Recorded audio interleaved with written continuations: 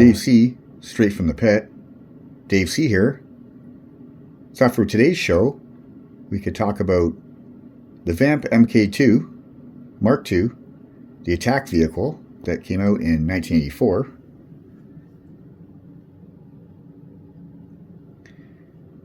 And here's the box art for it here. I'm lucky enough to have a box, so we can look at the actual box this time.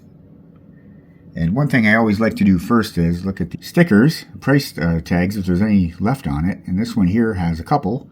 One says reduced, says L4, whatever that means, and $6.29. So this is an American box, so that would be $6.29 United States dollars back in 1984 or 85 or so. And this one came from this store here. I don't know if you guys know it. If you do know it and you're an American, just let me know in the comments. The lettering for it is in ink and it's in red, and it says TG and Y, I think it says. So TG and Y. And it says $8.99. So it was $8.99 originally.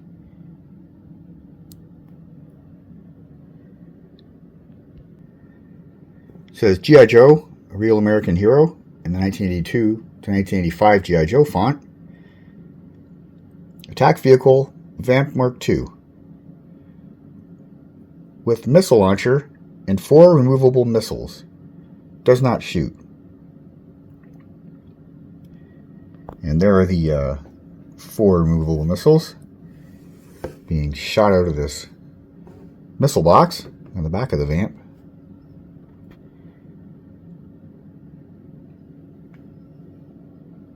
Includes G.I. Joe figure clutch with swivel arm battle grip. Ages 5 and up. See back panel for actual size.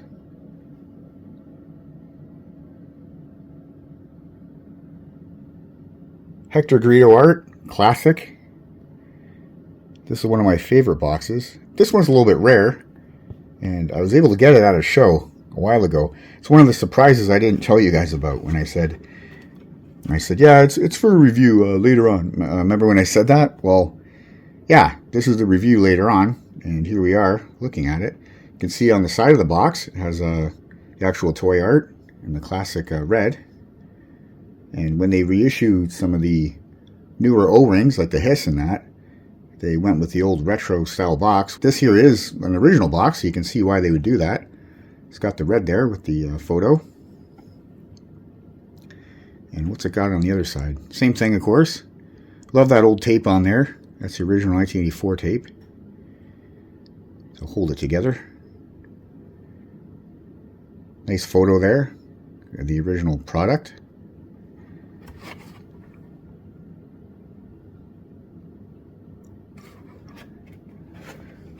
And on the top, it just says attack vehicle VAMP MK2 from Mark II. With the G.I. Joe lettering. And I'm glad that it still has the plastic for the figure bubble. Sometimes that rips off and it's a little bit annoying because it just doesn't look like it would, you know, maybe back on the store shelves in at Toys R Us or Sears or JCPenney or wherever. Attack vehicle VAMP Mark II, G.I. Joe. Multi-purpose attack vehicle. The G.I. Joe Mobile Strike Force attack vehicle, based on the U.S. Army's top secret weapons systems, is part of the new modern Army G.I. Joe collection of vehicles, weapons, figures, and accessories. Collect them all. Use the VAMP Mark II to help G.I. Joe defend liberty from the evil army of Cobra Command.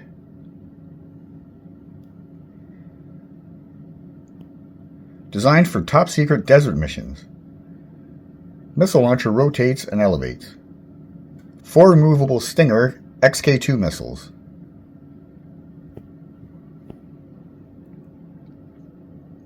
Super realistic detail. 2 removable water cans. Tow hook. Free-rolling off-road tires for super traction. And there are the flag points. The kids could cut away and mail away for their Major Blood or Hooded Cobra Commander. Doors open, highly detailed interior. Snap together assembly, actual size when assembled. Removable canvas look roof panel. Sturdy construction for rugged play. Detailed blueprints inside explain how the real VAMP would operate. Add them to your G.I. Joe command file. It's got a list of all the stuff it contains right here.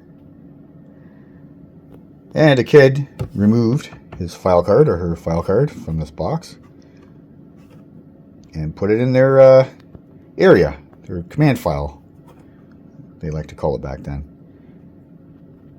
And here's the prototype look at the art for Clutch on the back of this box.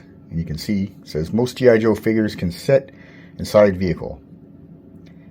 And they say most because that year Deep Six came out, and I have him here. So he wouldn't be able to fit in this vehicle because he's just too big and clumsy in all one solid piece.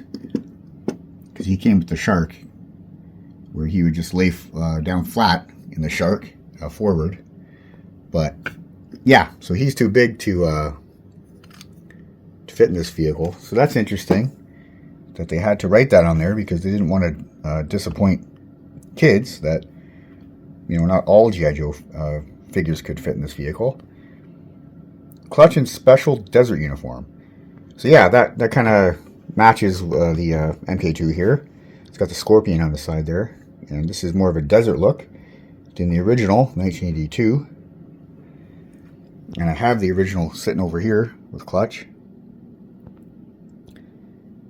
So yeah, just more of an olive drab type look. The old 82 vehicle type look, which everybody loves. And yeah, you can see the difference. There's the difference there. Just the difference in the coloring. The brown, more of a desert look. Of course, it's got the tarp on the top, like they talked about, the hard top with doors.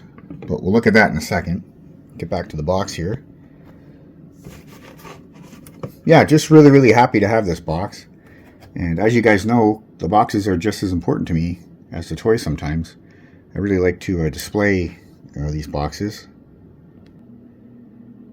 And an example of that down here in the pit is this new rack here I got.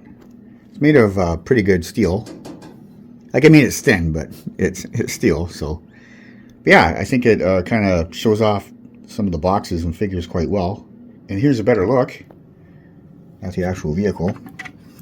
You see it has two doors that open and close, which was new for 1984. The Cobra Stinger had that as well. And the hardtop canvas, as advertised.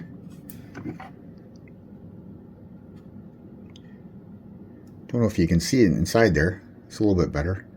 But it's pretty realistically detailed, like the box says. It's got a little TV in the bottom there, or like a radar screen in the bottom. A shifter. Nice Jeep dash with the gauges and everything. There's that missile box. Two cans on the back. Stickers 1 and 2.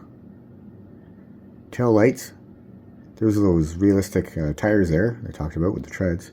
It's got a Canadian flag because this is a Canadian edition. Got the Scorpion logo for the MK2 on the side there, with a combat knife being stuck right through it. Always liked that logo. And you can see there the grit of the canvas on the top there to make it look realistic, as per the realistic detailing. And the seats are pretty cool. Got some nice bucket seats in there. I always liked that area behind the seats. It's a little bit higher there.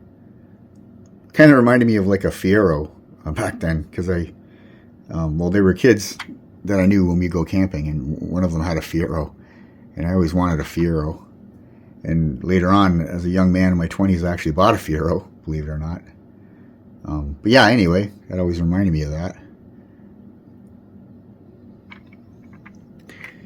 And you can look at the front. It's got lights on the front with the stickers, but then also real lights. Like, I mean, in plastic form on the front there. And it's got some baggage there on the front. canvas to store some stuff. Little storage area. It says Canada. It's got a nice shovel in the front, combat shovel. It's got white rims, different than the green ones from the 82 version. You can see in there a little bit better now. The detail. Yeah, these were totally like models. And I think that's another reason why I got hooked on G.I. Joe back then. My cousin had all World War II models, model kits and stuff, and he'd put them together. And when I was really young, I would go and play with those. But then when G.I. Joe came out, it just reminded me of that. And yeah, just fell in love with Joe stuff after that. Got another one here, not quite put together. This one came with the box I bought. So kind of cool. That's kind of how it would have been in the box. Like two pieces, and you snap them together with the help of your dad, or maybe just do it by yourself. I don't know. I always have my dad help me, but and there's Clutch's helmet, steering wheel, some frequently lost parts, door and lights, and the gas cans. There's the top there, the missile box, another door. But I like how this guy packaged it. Kind of packaged it like similar to how it would have been originally. I guess he shrink wrapped it. And he also included the original 84 pamphlet brochure with Duke and Zartan on it. And then some mail-away stuff. This one's kind of cool. It's like a calendar. I was looking at it when I bought it. I don't remember really seeing that one. But it says not available in stores. So it's kind of a special mail-away calendar.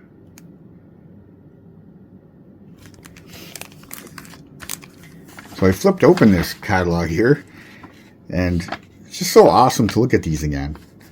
There's Zartan. And then the gliders from 83. Application form for the membership again. Carrying case. All the other Joe stuff from that year and from 83. And down there on the bottom is what we're talking about. It's shown there. Here's a close look at the figure. You can see he has that desert coloring for the U.S. Army. Because he's a driver, he's got more basic type outfit. He's got a holster there with a 45.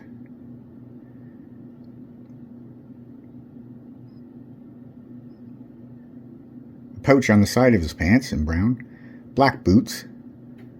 Sleeves rolled up like the original Clutch. It's pretty much just a repaint. Well, it is a repaint of the 82. Those sleeves rolled up there too. On the other side, he's got another pouch there, brown pouch with black boots. He's got black hair. Some more chest rig stuff going across his back. On his butt it says 82, 83 Hasbro, made in Hong Kong. And that was stamped on the original as well. Yeah, me and Clutch hang out in the garage. He usually doesn't wear his desert camo for that, though, or desert uniform. He's usually just wearing his normal stuff, but I just like him because he knows a lot about cars, so when I'm working on stuff, he always has a good take on what I'm doing. Here's the original one. Thought we could show it right after showing the updated one. And you can see this is a straight arm one, 1982. But yeah, that one was pretty much just a repaint of this. I don't have his file card from 1984. It was cut off the back of the box. Some lucky kid back in 1984 clipped it off and put it in his collection. But I do have the 82 one, and here it is here. But first I'll show you the 84 one, just so you can see there's no differences. And here it is here. It's on the 3D Joe's website. When I don't have a file card, sometimes I'll go on this site to show you guys. And there's a difference in the artwork. It's got the 1984 Desert clutch on the front instead of the 82 green one. Reads as follows. VAMP driver, codenamed Clutch. File name, Lance J. Steinberg. Primary military specialty, transportation. Secondary military specialty, infantry. Birthplace, Ansbury Park, New Jersey. Grade, E4. Clutch was a mechanic at Manny's Mean Engines and was heavily involved in racing street machines prior to enlistment.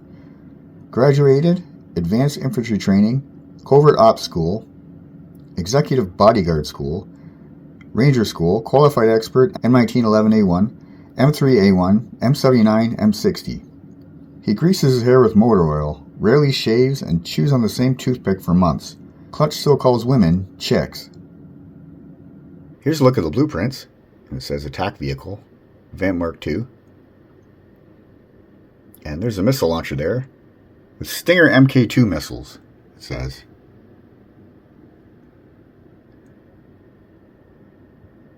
These were always great to have as a kid. Just made it feel that much more real.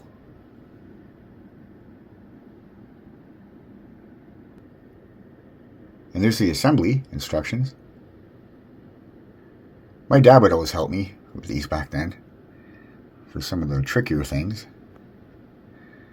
And I enjoyed that time with him. Here's a look at it in Bellamo's book. The main reason why I wanted to show you this is because there's a variant here that was the mail-away, the Hasbro Direct mail-away variant.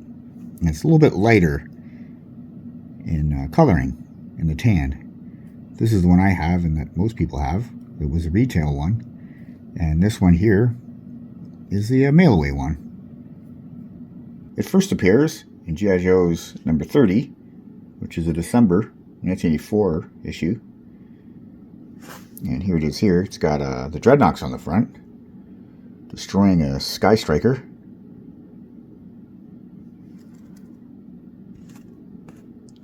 And it first appears right here. But I'm a little bit confused because I couldn't remember where it first appeared in the book.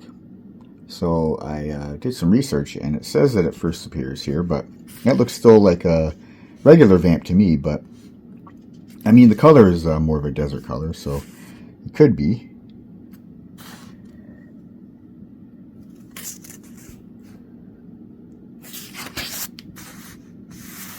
See if we can see it in another panel in this issue. It's always great looking at these old G.I. Joe comics, of course. And there's like a more desert looking brown VAMP. But again, it has the original guns on it. Like that one there, the original VAMP. It doesn't have the missiles, the missile box. But I know for sure that it's on the cover of yearbook number 1. And here is yearbook number 1 from March 1985. And it's a great cover. And there it is there. So for sure, 100% that's the first appearance. I don't know about that other issue 30. That was just something I looked on Google, but you never know now with Google, kids. I mean, there's lots of things on there. Some people argue that it's controlled by somebody who wants to change the world. But if they can't get a G.I. Joe thing right, maybe they can't get other topics right. I don't want to get into that because this isn't a political show. This is a G.I. Joe show. So yeah, there it is there. And just terrific art. And if you've never looked at a G.I. Joe yearbook, there are 4 of them, of the original ones. And they're tremendous. I really enjoy looking at them. And back then I only had 2 of them. I had this one, and I believe I had number 3. I didn't have any of the other ones. This one they just popped issue number 1 in again. So if you were a kid and you had missed issue number 1 from 82, you could get this in this 1984 yearbook. and you could read it for the first time if you weren't lucky enough to get it back in '82 as a kid. And then it does like a recap of all the previous issues from '83 and '84.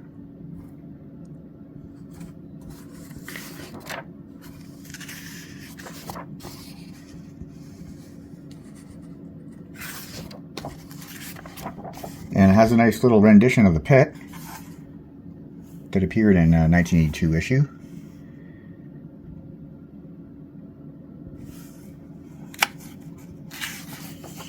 And then it's got some nice bios here of some popular Joes from 1984. And Cobras as well, like Cobra Commander and Copperhead. And there's the Ram bike with rock and roll. And there's file card information on there. Thunder, Blowtorch, Deep Sex, Firefly, Storm Shadow. There's Duke. And Recondo, Jungle Trooper. Roadblock. Ripcord was an awesome 1984 G.I. Joe. Oh yeah, the Baroness. Major Blood. Sebastian Blood. Wild Weasel, the pilot of the Rattler. Just an excellent jet from 1984. And really, I think the coolest Cobra vehicle that came out in '84 was totally the Rattler. Scrap Iron, Cobra Commander's best buddy on the cartoon and sometimes in the comics. Kind of like a loyal subject to Cobra Commander. When some of the other Cobras kind of maybe stray a bit, Scrap Iron is kind of always there.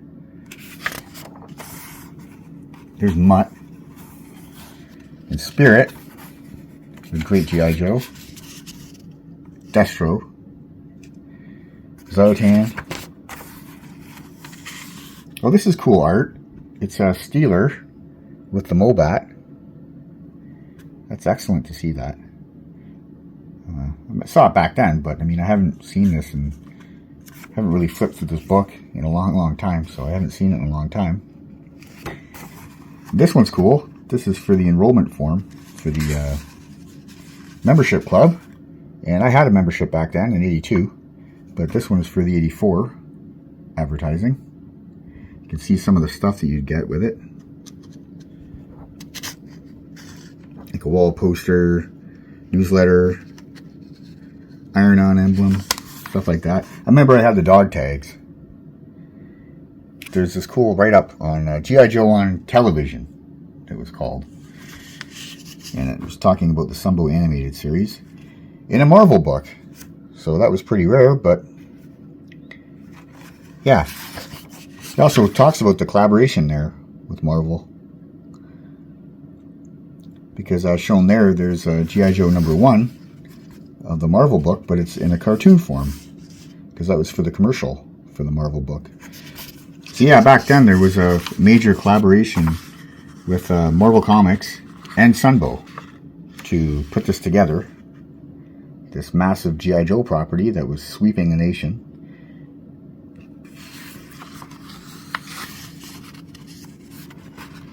Yeah, so if you guys don't have this book, I highly recommend getting it. Here's some artwork on the back. Just looks really cool. I always love Destro and the Baroness when they pose together. It's just really, really sexy and just really cool looking. You can see them there. I think Trimpe did this. I don't know 100%, but I think maybe Herb Trimpe did this artwork. The original VAMP appeared first on the Mass Device, the 1982 Sunbow animated series, 5-parter. But the Mark II, which is what we're talking about today, It first appeared on the Revenge of Cobra, which was a 5-parter that came out in 1984. And I thought that we could show its first appearance, and it's actually right on the opening. So yeah, let's run that now. Yo, Joe! He'll fight for freedom wherever there's trouble. G.I. Joe is there. G.I. Joe is the hero. G.I. Joe is there. It's G.I. Joe against Cobra, the enemy, fighting to save the day. He never gives up, he's always there, fighting for freedom over land and air. G.I. Joe, G.I. Joe is there. G.I. Joe is the code name for America's daring, highly trained Special Mission Force. Its purpose, to defend human freedom against Cobra, a ruthless terrorist organization determined to rule the world. He never gives up, he'll stay till the fight's won. G.I. Joe will dare. G.I. Joe, American hero. G.I. Joe. This next part of the video, I thought I would show you guys something that I found the other day, looking through my compendium book. I have all the issues up on my wall from the 80s, but I don't look through them now because I kind of want to make sure that they don't get damaged. But yeah, the other day I was looking at issue number 26, which is the issue shown here from 1985, and I found this interesting little piece here that I had forgotten about. And it's little things like this that Larry Hama would write in the books that just added to G.I. Joe. It was more than just a comic. It had a whole bunch of other stuff in it. And this piece here totally displays Larry Hama's take, perhaps, on gun control. Obviously, most of you guys know that Larry was a Vietnam vet, and that he is a gun owner, and that he likes firearms, as well as playing music and archery and swords, martial arts stuff. Yeah, he's quoted back in 1985 saying that his favorite handgun is a Luger, and he loves taking it to the range. And to kind of support that, here's a photo of him back in 1986 while working on issue number 50, toting his M16A1, which is Leatherneck's 1986 gun, as shown here. But yeah, anyway, I guess sometimes he'd bring his guns into the office there when he was working on an issue. And Leatherneck was a prominent character around that time in 86, so that makes sense that he might have that gun in there with him. But yeah, I thought I'd read you this. So anyway, it turns out where the Softmaster is in his shop in Spanish Harlem, and a young boy comes in and he says, "Yes, can I help you?" And the boy pulls out a handgun and says, "Yeah, you can empty your cash register and make it fast, or you can make my day." Oh my goodness gracious me. Is this a robbery? Am I being threatened with wanton violence by a feral youth? You're asking for trouble, old man. You can see somebody sitting there. We're going to find out who that is in a second. But he's just observing.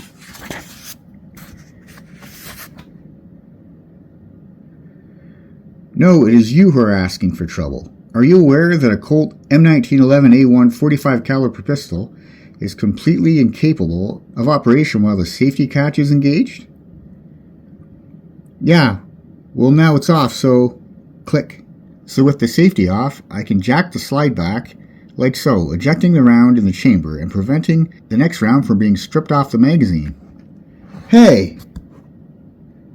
A simple pressure from my thumb on the magazine latch ejects the full clip, leaving the pistol empty of ammunition and locked into the open position.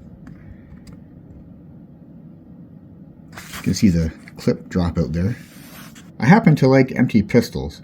I'll buy it from you for $50. What do you say?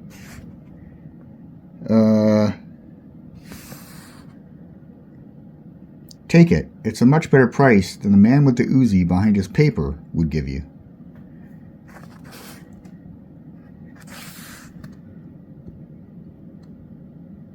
and the kid runs out the store with the money, a little bit confused. Once or twice a month, some kid stumbles in here and sells me a gun. My own perverse form of gun control. Did you know that when the Japanese conquered Okinawa, they banned all knives? It simply spurred the Okinawans to invent some of the deadliest forms of unarmed combat known to man. Someday the politicians will learn that legislating against objects is utterly useless.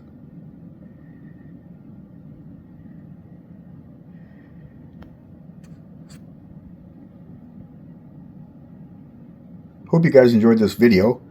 Looking forward to doing many more 1980s G.I. Joe reviews in the future.